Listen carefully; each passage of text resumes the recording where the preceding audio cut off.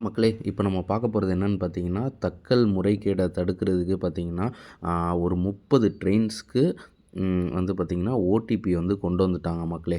என்னன்றத பார்த்தீங்க அப்படின்னா, அதாவது ரொம்பயுமே ஒரு ப்ரீமியமான ட்ரெயின்ஸ்லாம் இருக்குது பார்த்தீங்களா?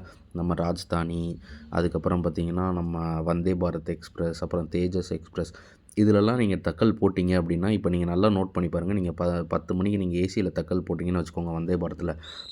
தக்கல் போடும்போது நீங்க உள்ள போறீங்க. உள்ள போய் நேம்லாம் என்ட்ரு பண்ணிவிட்டு, ஸோ அடுத்து வந்து பேமெண்ட் பேஜுக்கு போயிட்டு, அடுத்தது பார்த்தீங்கன்னா, கேப்ச்சா என்ட்ரு பண்ண போவீங்க. அந்த கேப்ச்சா என்ட்ரு பண்ணிட்டு கீழ பார்த்தீங்கன்னா, ஜென்ரேட் ஓடிபின்னு ஒரு ஆப்ஷன் குடுத்துருப்பாங்க. ஸோ அந்த ஓடிபிய ஜென்ரேட் பண்ணி, அதுக்கப்புறம் தான் நீங்க டிக்கெட்ட வந்து புக் பண்ண முடியும் மக்களே தக்கல்ல.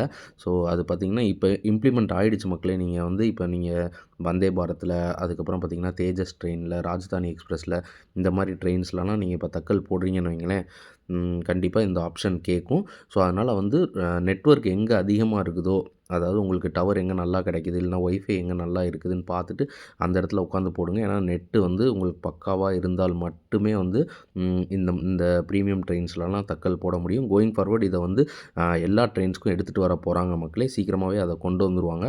கொண்டு வந்துட்டாங்க அப்படின்னா, தக்கல் வந்து நீங்க ஈஸியாவும் புக் பண்ணிக்கலாம். எந்த முறைகேடையும் நடக்காம தடுத்துறலாம் மக்களே.